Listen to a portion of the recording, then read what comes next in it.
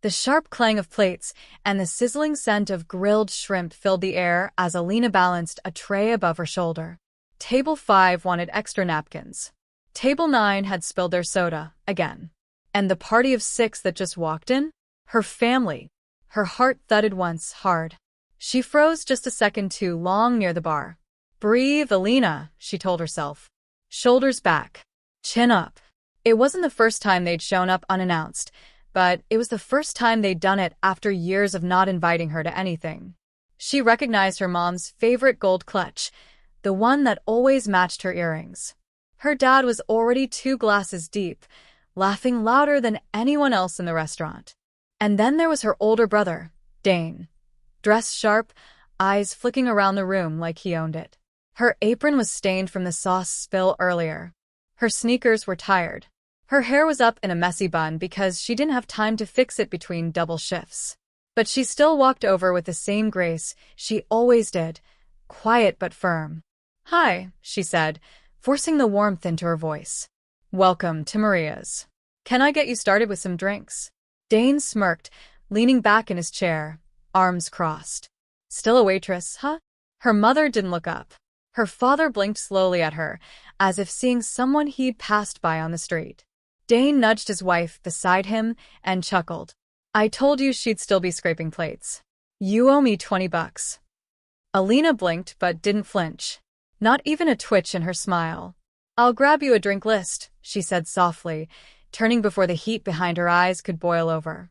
From the counter, her coworker Jade shot her a look, part pity, part fire. But Alina shook her head once. She didn't want anyone stepping in. Back at the table, her father muttered, never took her seriously. Always had her head in clouds. "I can't hear you," she said, walking back with a tray. "I know that might surprise you." Dane burst out laughing. "Well," she found her voice. His wife raised her eyebrows in polite discomfort, shifting in her seat.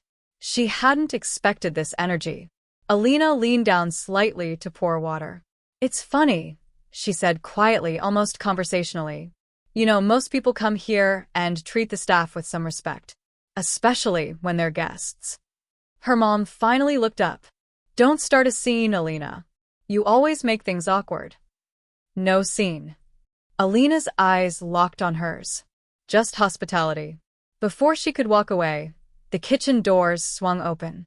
A short, sharp whistle came from behind. "Lena," boomed a voice. "Come grab the reserve list, boss. I want you to see the Friday numbers." Heads turned. Dane's laugh died in his throat. A man in his late 50s, wearing a crisp black shirt and a silver chain, walked out from the back. He didn't look at the rest of the table. He only looked at Alina. And then he hugged her. Firm, familiar, respectful. The silence that fell over the table was sharp enough to cut through the candle flames. "Thought you'd be in your office by now," the man grinned. "They're asking for you up front. You know the new VIP is here, right?" Alina smiled gently. "Give me a minute. I'm just serving some guests." As she turned to walk back toward the bar, she passed her family again, this time without a word. Her brother whispered, "What the hell just happened?" The man clapped her lightly on the back as she passed. "Don't keep him waiting, boss. It's your restaurant now." Her mother's fingers tightened around her glass. Her father leaned forward, staring as if trying to process the shift. Her brother just stared at the menu, suddenly a lot more interested in the prices. Alina's voice was calm, steady, when she turned around and said, "Oh, and the tip? Make sure it's generous. After all, you're sitting in one of your landlord's seats now." Then she walked away. Alina didn't look back. Not because it didn't hurt, but because she'd mastered the art of holding it in. Years of being the quiet one at family gatherings taught her how to swallow heat without choking on it. In the private hallway leading to her office, her steps slowed. Her chest ached, not from the confrontation, but from what it stirred. She sank into the leather chair behind her desk, her apron still tight around her waist, her hands still slightly trembling. On the wall was a photo of her and Mr. Vargas, the man who just hugged her. The man who used to own this restaurant before he handed the reins to her 3 months ago. She remembered what he told her on her last day as a waitress, before she became his business partner. People will remember how you made them feel, even when they forget your title. A knock on her door broke the thought. Jade peeked in. You okay? Alina nodded slowly. Yeah. Just regrouping. Your family's still out there. Want me to take over? No. Let them sit. Jade didn't argue. You always did take the high road, girl. Alina smiled faintly. Maybe it's time the high road came with a view. Back in the dining area, the energy at table 9 had shifted. Her brother's confidence had dimmed. Her mom kept dabbing her lipstick with a napkin that didn't need dabbing. Her dad had gone unusually quiet. Dane leaned forward, voice lower now. So, she owns this place? His wife nodded slowly. That man said she's the boss. No way. She was waiting tables 10 minutes ago. Maybe she likes to stay connected, the wife shrugged. You know, humble roots? He scoffed, but it was shaky. She's bluffing. Just then, the host approached their table with a carefully controlled smile. Just checking in, the owner asked me to bring you this, he said, placing a small folded card in the middle of the table. Dane picked it up and read aloud. Tonight's dinner is on the house. But your dignity, you'll need to earn that back. Alina. The entire table went silent. Alina stepped out just as the last words hung in the air. She was no longer in her apron. She wore a tailored black blouse and soft gray slacks, hair down now, effortlessly elegant. Her mother looked her up and down. You changed? Wasn't planning to, but I figured I should look the part. You know, for the landlord. Her father finally spoke. Landlord. She tilted her head. Yeah. I bought this building 4 months ago. The cafe next door, too. And the little bookstore on the corner. I loved that place as a kid. You remember? He didn't answer. I remember, she said. You told me it was a waste of time to read about people who never did real work. You said waiting tables was all I'd ever manage. No one spoke. Alina exhaled slowly. You can finish your meal. Or not. Either way, the door is open. Her brother stared at her, jaw tense. So what now? You're going to rub it in? She shook her head. No. I just wanted you to know I didn't disappear. I didn't fall. I climbed. Silently. Because I knew one day I wouldn't need to shout for you to hear me. As she turned to leave, Dane's voice cracked behind her. Alina. She paused. Why didn't you tell us? She looked over her shoulder. Her eyes were soft, but steady. Would you have listened? He didn't answer. That night, after the last table was cleared, Alina sat outside on the restaurant patio, sipping mint tea under string lights. Mr. Vargas joined her, sitting with a satisfied grunt.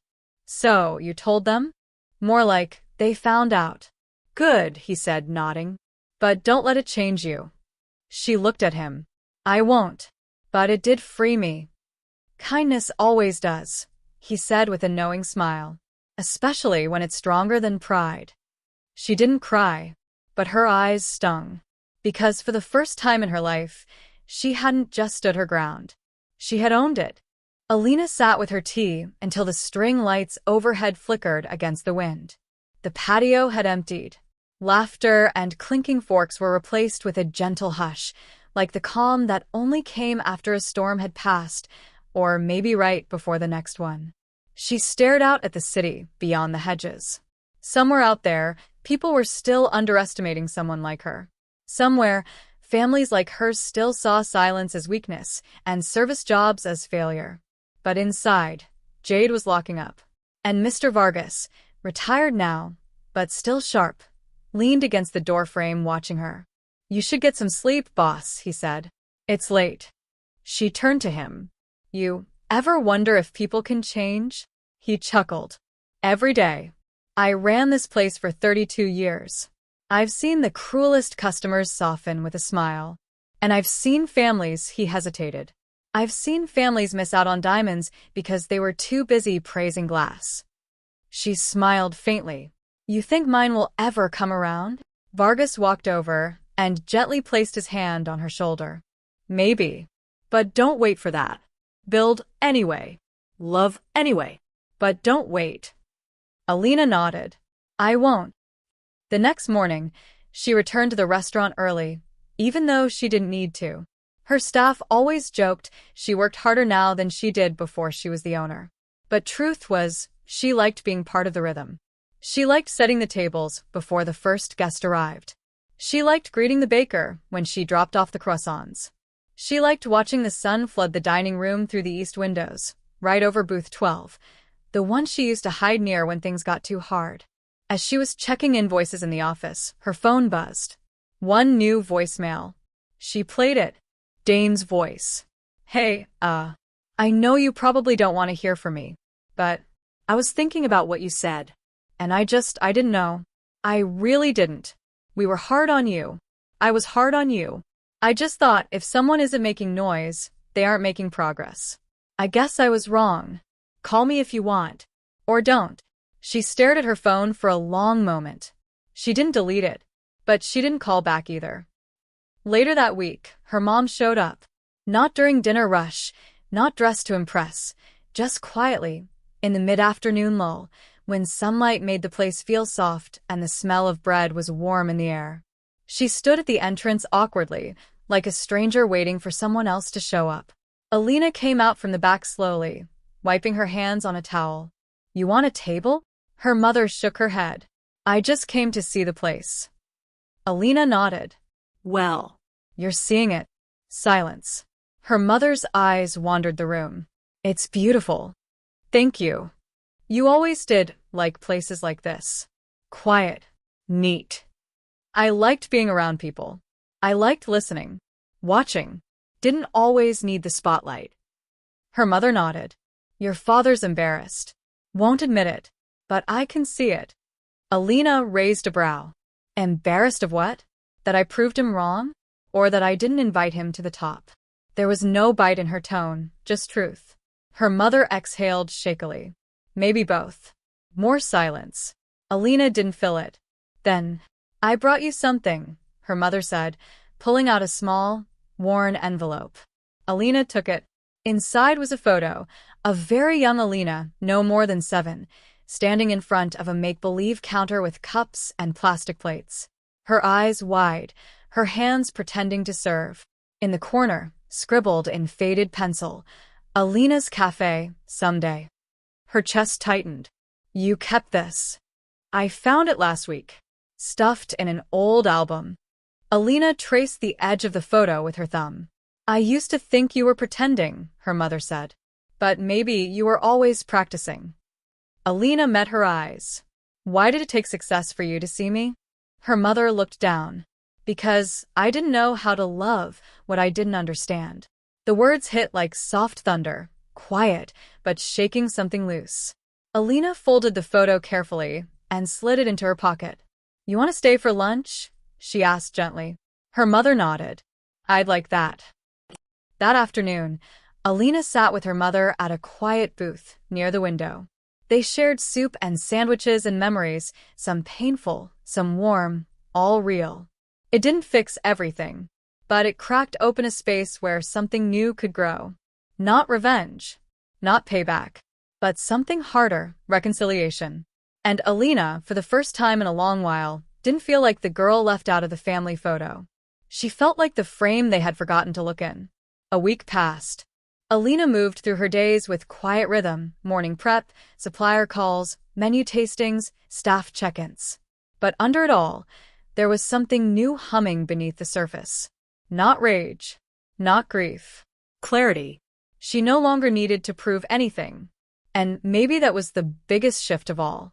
But clarity doesn't always come quietly. Sometimes it arrives wrapped in something unexpected. On Friday afternoon, her assistant handed her a plain manila envelope. Courier dropped it off. Said it was time-sensitive. Alina took it with a furrowed brow and opened it slowly. Inside, a formal letter from a legal firm. Her stomach dropped as she read the words. It was from her parents. A formal notice requesting early termination of their lease agreement for the storefront they had been quietly renting through an alias. The address? One of her buildings. They had never told her. She had known they were the tenants of the small bakery she bought last spring, the same one that was always late on rent, always filing maintenance requests, always writing notes without names. She swallowed the rising burn in her chest. So that's why they'd shown up at the restaurant that night. It wasn't just coincidence. It was damage control. They didn't come for her. They came because they were scared. Later that evening, Alina stood outside that bakery in the fading daylight. It looked cozy from the outside. Golden curtains. A handwritten closed for renovation sign in the window. She hadn't raised rent. Hadn't threatened eviction. She had even fixed the plumbing issues they kept reporting. She stepped inside. The manager, a woman named Ruth, looked up from behind the counter, startled. "Oh, hi. I didn't expect anyone. We're just..." Alina held up a hand gently. "I know. I won't stay long." Ruth shifted uncomfortably. "I suppose you know now." Alina nodded once. Yeah. "I do." Ruth hesitated. "They told me not to tell you. Said it would complicate family matters." "It's okay. You did what they asked. They seemed so proud of you, you know. They bragged when customers mentioned your restaurant. Said you were their daughter. That you'd made something of yourself." Alina blinked slowly. "They never said that to me." "I know." The silence between them settled like flour dust in the air. Ruth stepped around the counter. "Are you going to cancel the lease?" Alina shook her head. No. "They think you will." "That's not who I am." "Even after this?" Alina gave a faint, tired smile. "They hid it from me because they were ashamed, but also because they were afraid I wouldn't show them the same grace they failed to show me. Maybe it's time someone broke the cycle." She left without another word. That weekend, she mailed her parents a letter. No anger. No gloating. Just truth. "I know. About the bakery. About the lease. About why you came. I'm not evicting you.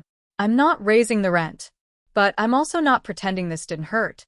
What you do from here is your choice. But I hope one day you'll sit across from me not because you need something, but because you finally want to know me." Alina. On Sunday, after a long dinner shift, she found Dane waiting outside the restaurant. Alone. "Didn't want to bother you inside," he said. "Thought you might throw me out." She leaned against the doorway, arms crossed. "That's not really my style, is it?" He half smiled. No. "You were always too soft for that. That's what you used to call it. Soft." He looked at his shoes. "I came to say something. And I'm probably gonna mess it up." She waited. He looked up at her, his voice lower. "You're more than we ever gave you credit for. And it's not just about the restaurant. It's the way you handled everything. You didn't lash out. You didn't humiliate us. And you could have." She said nothing. I want you to know I see it now. All of it. And I'm sorry. I really am." She let the words sink in. Then quietly, "You were always the loud one, Dane. Always told me silence meant weakness. But silence is a choice. And sometimes it's power." He nodded slowly. "You're right. You always were." She pushed open the door behind her. "You want to come in?" He blinked. Now. "It's still my place," she said, half smiling. "But tonight you can sit. I'll serve." And that night they sat at the corner booth. No fancy meals. Just shared fries and stories. The kind of stories that don't go viral. The kind that don't come with applause. Just two siblings, learning how to be more than blood. Learning how to be better. Together. The restaurant smelled like fresh thyme and roasted lemon zest. The final week of the month had arrived, and with it, the town's community dinner event, something Alina had sponsored quietly for years. But this time it was different. This time, her name was on the flyer. She'd never wanted attention. Not really. For years, she let her work speak quietly for her, late nights, extra shifts, serving even those who once scoffed at her. But the world had a way of circling back. And tonight, the tables were full. Long wooden tables lined the patio and indoor space. Strung-up lights blinked softly, like stars descending to witness something sacred. Laughter bubbled from corners. Strangers passed warm bread and hand-squeezed lemonade to one another without even asking names. It was the kind of night Alina dreamed of when she was younger, back when she used to tape paper menus to her bedroom wall and serve invisible guests. Only now the guests were real. And so were their eyes, watching her as she stood in the center of it all. Mr. Vargas clinked his glass gently and stood. I won't take too much of your time, though Lord knows I've earned the right to ramble. Laughter rippled through the tables. He nodded toward Alina. Most of you know me. Some of you even know how long I ran this place. 32 years. Built it from a borrowed loan and 2 burned fingers. He paused for effect. But tonight's not about me. It's about the woman who bought this place from me when everyone else saw a waitress, and I saw a legacy. Gasps and murmurs swirled like warm air. He turned to Alina. You don't need to say anything tonight. But I will. Because I've seen the way you lead, not from behind a podium or a desk, but from the floor, shoulder to shoulder with your people. He lifted his glass. To Alina, the only landlord I've ever tipped. A wave of laughter. Then clinking glasses. Then something more rare. Silence. Reverent. Respectful. Real. At a far table, her mother sat stiffly, glass untouched. Her father, surprisingly, had come too, less polished than usual, older than he liked to admit. And next to them sat Dane, his hand resting awkwardly over the back of his chair, watching his sister with something like awe. They didn't rise, but they didn't leave. And maybe that was enough for tonight. As the music played softly in the background, local artists, live, barefoot on the patio stage, Alina stepped into the shadows of the hallway for a breath. Not to escape, just to feel the stillness again. A small voice tugged behind her. Miss Alina? She turned. A girl stood there, maybe 12. Freckles. Ponytail. Wearing an apron 3 sizes too big. I helped serve tonight, the girl beamed. You said I could ask you anything after. Alina smiled. You remembered. The girl nodded. I want to be like you. But my mom says being a waitress isn't important. Alina knelt beside her, her voice a whisper. It's not about what you do, sweetheart. It's about how you do it.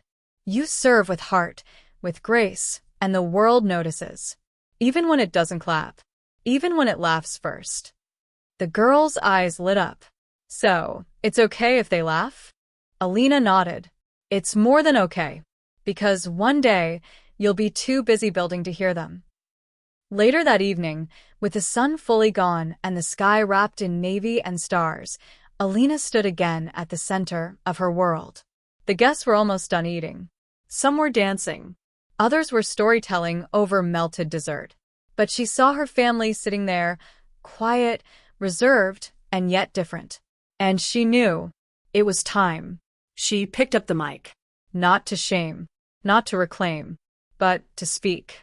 Most of you know me as the owner of this place, she began, voice calm, but steady. But for a long time, I was just the girl refilling your water, wiping your crumbs, and smiling even when I wanted to disappear. Some heads nodded. Others froze, guilty. I served here for 8 years. Through heartbreak, through missed birthdays, through people pointing at my name tag like it meant I had less worth. More silence. But this restaurant, it never judged me. This kitchen fed me before I had enough money to buy dinner. The people here, they saw me before I saw myself. She scanned the room, pausing briefly when her eyes passed over her mother's face. I didn't build this place to prove anyone wrong. I built it so no one would feel like I once did, invisible in a room full of noise. The crowd stirred gently, moved. So, tonight's not about a title. It's not about ownership. It's about service. And service, no matter where it happens, deserves dignity. She raised her glass. To the dreamers who serve, the quiet ones who build, and the little girls who refuse to sit at tables that don't make space for them. The entire room rose. Even her father. Even her mother. Even Dane. Afterward, when most had left, she stood at the window watching her parents move slowly down the cobbled path. Dane lingered behind, as if debating something. He walked back up to her. She cried, he said quietly. In the car. Mom. Alina blinked. She did. He nodded. Said she didn't deserve to eat at your table. Said she should have been better. Alina's voice caught. And you? I think I should have asked to sit beside you sooner. She smiled, soft and tired. There's always room. You just have to ask. That night, as she locked the door for the last time that week, Alina paused to look around. Empty tables. Quiet chairs. Candle wax melted into tiny oceans of light. No applause. No headlines. Just a soft hum in her chest, the kind you get when you stop waiting for validation and start becoming your own. She wasn't just a waitress anymore. She was the one who built the building. And sometimes the kindest revenge is letting people return to a place you created from the very pain they gave you and greeting them with peace. Because that's where real power lives. Not in bitterness, but in becoming unforgettable without having to raise your voice.